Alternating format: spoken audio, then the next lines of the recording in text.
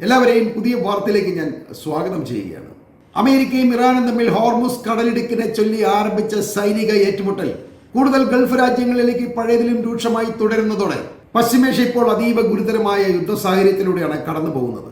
US സൈന്യത്തിന്റെ central command ഇറാന്റെ വ്യോമ പ്രതിരോധ സംവിധാനങ്ങളും റഡാറുകളും ഉൾപ്പെടെ 140ഓളം സൈനിക കേന്ദ്രങ്ങൾക്ക് നേരെ ശക്തമായ വ്യോമാക്രമണം നടത്തി എന്നാണ് അവകാശപ്പെടുന്നത്. എന്നാൽ ഇറാൻ ഇത് നിഷേധിച്ചിട്ടുണ്ട്. ഇതിൽ ഭൂരിപക്ഷവും ഇറാന്റെ ഡെമ്മി കേന്ദ്രങ്ങൾക്ക് നേരെയാണ് അമേരിക്ക ആക്രമണം നടത്തിയെന്ന് പറയപ്പെടുന്നു. എങ്കിലും അമേരിക്ക നടത്തിയ ആക്രമണത്തിന് തൊട്ടു പിന്നാലെ Kuwait, Bahrain, Qatar, Oman, Jordan, UAE തുടങ്ങി അമേരിക്കൻ സൈനിക താവളങ്ങൾ ലക്ഷ്യമാക്കി അതിരൂക്ഷമായ ആക്രമണമാണ് ഇറാൻ നടത്തിയിട്ടുള്ളത്. തന്നെയുമല്ല, ഈ IRGC, അതായത് ഇറാന്റെ റവല്യൂഷണറി ഗാർഡ് എന്നറിയപ്പെടുന്ന IRGC കുവൈറ്റിലെ അലി അൽ സാലേം എയർബേസിനും ബഹ്റൈനിലെ ഷെയ്ഖ് ഈസ US സൈനിക താവളത്തിനും നേരെ നടത്തിയ മിസൈൽ ഡ്രോൺ ആക്രമണത്തിൽ കനത്ത നഷ്ടമാണ് ഉണ്ടായിരിക്കുന്നത് എന്നാണ് റിപ്പോർട്ട്. ഇപ്പോഴും അവിടെ വലിയ തോതിൽ തീ പടർന്നുകൊണ്ടിരിക്കുന്നു എന്നും റിപ്പോർട്ടുകളുണ്ട്.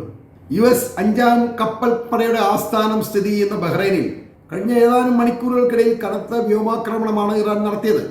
ആക്രമണ സാധ്യത ഇനിയും വർദ്ധിക്കുന്നതിനാൽ ജനങ്ങളോട് സുരക്ഷിത കേന്ദ്രങ്ങളിലോ അതല്ലെങ്കിൽ കെട്ടിടങ്ങൾക്കുള്ളിലോ ഒക്കെ തുടരാനാണ്, ഇനി അതുമല്ലെങ്കിൽ രാജ്യം വിടാനോ ആണ് ബഹ്റൈൻ സർക്കാർ ഇപ്പോൾ നിർദ്ദേശിക്കുന്നത്. ഇതിലൂടെ തന്നെ യുദ്ധത്തിന്റെ രൂക്ഷത നമുക്ക് മനസ്സിലാക്കാവുന്നതാണ്. ഇതുവരെ ബഹ്റൈനിൽ നിന്നും പുറത്തു പോകാൻ വേണ്ടി ജനങ്ങളോട് സർക്കാർ ആഹ്വാനം ചെയ്തിരുന്നില്ല. എന്നാൽ ഇപ്പോൾ സ്ഥിതി അതല്ല.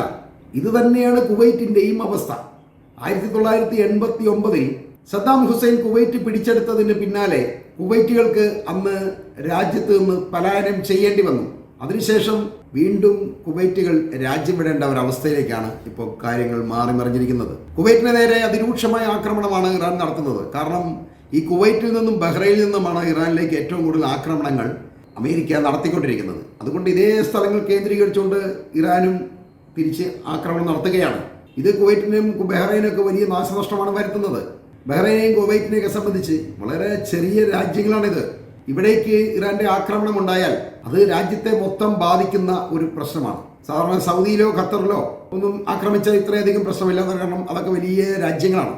പക്ഷേ കുവൈറ്റും ബഹ്റൈനൊന്നും അങ്ങനെയല്ല. അവിടേക്ക് ഉണ്ടാകുന്ന ഒരു ചെറിയ ആക്രമണം പോലും രാജ്യത്തെ വല്ലാതെ ബാധിക്കുകയും ഭയപ്പെടുത്തുകയും ചെയ്യും.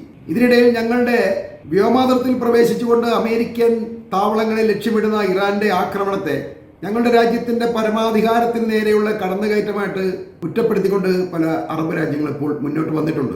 എന്നാൽ ഇതിന് മറുപടിയായിട്ട് ഇറാൻ പറയുന്നത് സ്വന്തം രാജ്യം അമേരിക്കയ്ക്ക് താവളമാക്കാൻ വിട്ടുകൊടുത്താൽ ഇതൊക്കെ സംഭവിക്കുമെന്നാണ്. തന്നെയുമല്ല, ഇറാന്റെ വിദേശകാര്യ മന്ത്രാലയം ഇന്നലെ പുറത്തിറക്കിയ പ്രസ്താവന പ്രകാരം നിർഭാഗ്യവശാൽ അയൽ രാജ്യങ്ങൾക്കുള്ളിൽ USന്റെ താവളങ്ങൾ മാത്രമല്ല, ചില രാജ്യങ്ങൾ പൂർണ്ണമായും USന്റെ താവളമായി മാറ്റപ്പെട്ടിരിക്കുന്ന ഒരു അവസ്ഥയാണ് ഇപ്പോൾ ഉള്ളത് എന്നാണ്.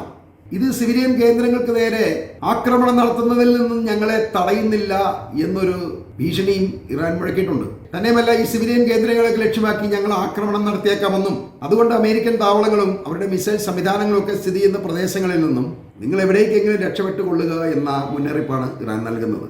ഇതിലൂടെ ഗൾഫിലെ ജനവാസ കേന്ദ്രങ്ങളിലും ഇറാൻ ആക്രമണം നടത്തും എന്ന ഭയം പൊതുവെ ജനങ്ങൾക്കിടയിൽ പരന്നിട്ടുണ്ട്. എന്നാൽ വിദേശികൾ ഉൾപ്പെടെയുള്ള ജനങ്ങൾ മിഡിൽ ഈസ്റ്റിലെ മറ്റെവിടേക്കാണ് രക്ഷപ്പെടാൻ കഴിയുക എന്നൊരു ചോദ്യം എല്ലാവരുടെയും മുന്നിലുണ്ട്. അതുകൊണ്ട് പലരും മരിക്കുന്നെങ്കിൽ ഇവിടെ തന്നെ എന്നുള്ളൊരു നിലപാടും സ്വീകരിച്ച് ഗൾഫിൽ കഴിയുന്നുണ്ട്.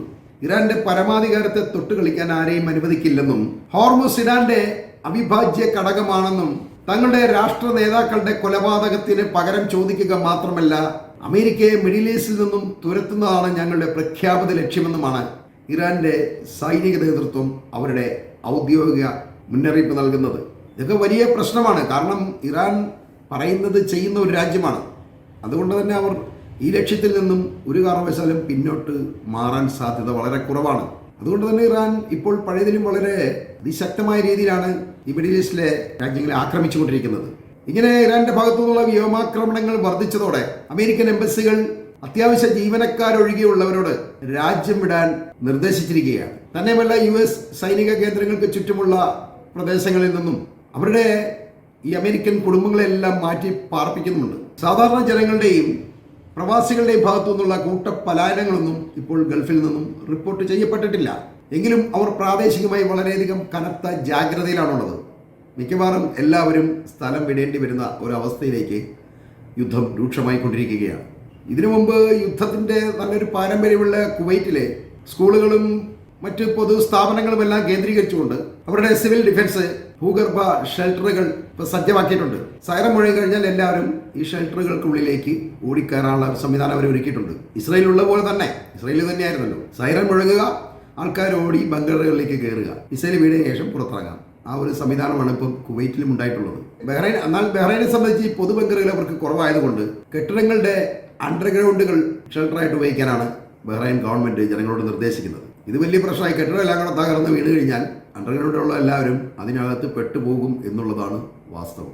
ഇതല്ലാതെ ഈ ചെറിയ രാജ്യത്തുനിന്നും ജനങ്ങൾ എങ്ങോട്ടാണ് രക്ഷപ്പെടേണ്ടത്? ചുറ്റും കടലാണ്. ഇനി എങ്ങോട്ട് ഓടി രക്ഷപ്പെടും? ഇപ്പോൾ ഗൾഫിലുള്ള പ്രവാസികളോട് പരിഭ്രാന്തരാകാതെ എംബസികളുടെ ഔദ്യോഗിക അറിയിപ്പുകൾ മാത്രം പിന്തുടരാൻ ഇന്ത്യ ഗവൺമെന്റ് നിർദ്ദേശിച്ചിട്ടുണ്ട്. തന്നെയുമല്ല, ഇപ്പോൾ ലീവിന് കേരളത്തിലെത്തിയിട്ടുള്ള പലരുടെയും മടങ്ങിപ്പോക്ക് അനിശ്ചിതത്തിലാകുമോ എന്നൊരു ഭയവും എല്ലാവരും ഉണ്ടായിട്ടുണ്ട്. വിസ തീരാൻ സാധ്യതയുള്ളവർ എത്രയും പെട്ടെന്ന് മടങ്ങിപ്പോകുന്നതാണ് നല്ലത്. ഇവിടെ കിടന്ന് കൂടുതൽ കറങ്ങി കഴിഞ്ഞാൽ ഉള്ള ജോലി ഇല്ലാതാവും. ഇപ്പം ഇരുപക്ഷവും വിട്ടുവീഴ്ച ചെയ്യാൻ തയ്യാറാവാത്തതാണ് യുദ്ധം ഇങ്ങനെ രൂക്ഷമാവാൻ കാരണം. ഇറാൻ കീഴടങ്ങുന്നതുവരെ യുദ്ധം എന്നാണ് ട്രംപിന്റെ നിലപാട്. എന്നാൽ അമേരിക്കൻ സൈന്യം ഇതിനോട് യോജിക്കുന്നൊന്നുമില്ല. എന്നാൽ പ്രസിഡന്റിന്റെ ഉത്തരവ് അവർക്ക് പാലിക്കാതിരിക്കാൻ കഴിയുന്നില്ല. ഇങ്ങനെ ഒരു വല്ലാത്ത ഗതികേടിലാണ് അമേരിക്കൻ സൈന്യമുള്ളത്. അവർക്കറിയാം ഈ യുദ്ധത്തിൽ ഒന്നും സംഭവിക്കാൻ പോകുന്നില്ല, അമേരിക്കയ്ക്ക് വീണ്ടും വീണ്ടും കുറെ നഷ്ടങ്ങൾ ഉണ്ടാകുമെന്നല്ലാതെ അവരൊരിക്കലും യുദ്ധം വിജയിക്കാൻ പോകുന്നില്ല, അല്ലെങ്കിൽ ഇറാനെ കീഴടക്കാൻ കഴിയില്ല എന്ന് അമേരിക്കൻ സൈന്യത്തിന് നന്നായിട്ട് അറിയാം. എന്നാൽ ട്രംപിനെ സംബന്ധിച്ച് ഇപ്പോൾ അയാളുടെ അഭിമാനം പോലെയാണ് അയാൾ ഇപ്പോൾ ഈ യുദ്ധം ചെയ്യുന്നത്. തന്നെയുമല്ല, ഇസ്രായേലിലെ നെസറ്റ് ഈ ആഴ്ച പിരിച്ചുവിടുകയാണ്. ഇനി 2 മാസം കഴിഞ്ഞാൽ അവിടെ ഇലക്ഷൻ വരും. ഏതാണ്ട് 10-20 കൊല്ലത്തിന് ശേഷമാണ് അവിടെ ഇലക്ഷൻ വരുന്നത്. നെതന്യാഹുവിനെ സഹായിക്കാനും നെതന്യാഹുവിന്റെ നിർദ്ദേശങ്ങൾ അനുസരിച്ചൊക്കെയാണ് ഇയാളിപ്പം ഈ മിഡിൽ ഈസ്റ്റിൽ വിടാതെ യുദ്ധം ചെയ്തുകൊണ്ടിരിക്കുന്നത്. യുദ്ധം ഇങ്ങനെ തുടരുന്നതുകൊണ്ട് നെതന്യാഹുവിന് അറസ്റ്റ് ഉണ്ടാവാൻ സാധ്യത കുറവാണ്. കാരണം അയാൾ പ്രധാനമന്ത്രിയായതുകൊണ്ട് അയാൾക്ക് വീണ്ടും ഏതെങ്കിലും കാരണം പറഞ്ഞ് ഇപ്പം ഈ ഗസയിലോ അതല്ലെങ്കിൽ ലെബനോനിലോ ഒക്കെ ആക്രമണം നടത്തിക്കഴിഞ്ഞാൽ അതിൻ്റെ മറവിൽ അയാൾക്ക് പിടിച്ചു നിൽക്കാൻ കഴിയും അറസ്റ്റ് ചെയ്യാതെ. ഇപ്പം തന്നെ ഗസയിലൊക്കെ വൻ ആക്രമണമാണ് ഈ നെതന്യാഹു ഇന്നൊന്നിലേക്കായിട്ട് നടത്തിക്കൊണ്ടിരിക്കുന്നത്. അത് ഈ ഗൾഫ് യുദ്ധം നടക്കുന്നതിൻ്റെ ഇടയ്ക്ക് വാർത്ത ചെയ്യാൻ പലർക്കും സമയം കിട്ടുന്നില്ല. അതുകൊണ്ടാണ് പലരും കാര്യമായ വാർത്ത ചെയ്യാത്തത്. ശരിക്കും ഗസയെ ആക്രമിക്കുന്നുണ്ട് നന്നായി തന്നെ. അത് നെതന്യാഹുവിൻ്റെ നിലനിൽപ്പിന് വേണ്ടി മാത്രം നടത്തുന്നതാണ്. അല്ലാതെ ഗസയിൽ അവരുടെ ഹമാസിൻ്റെ ഭരണകൂടത്തൊക്കെ പിരിച്ചുവിട്ടിട്ടും പിന്നെ എന്തിനാണ് അയാൾ ഗസയിൽ ആക്രമണം നടത്തുന്നത് എന്നാണ് പലരും ചോദിക്കുന്നത്. അതിൻ്റെ കാരണം ഇത് തന്നെയാണ്. കുറേ പേരെ കൊന്നിട്ടായാലും തൻ്റെ ഭരണം നിലനിർത്തുക എന്ന ഒരു തന്ത്രമാണ് ഇപ്പം നെതന്യാഹു പ്രയോഗിച്ചുകൊണ്ടിരിക്കുന്നത്. എന്തായാലും ഇത് അധികകാലം തുടരാൻ കഴിയില്ല എന്ന് പറഞ്ഞുകൊണ്ട് ഞാൻ ഈ വാർത്ത ഇവിടെ അവസാനിപ്പിക്കുകയാണ്.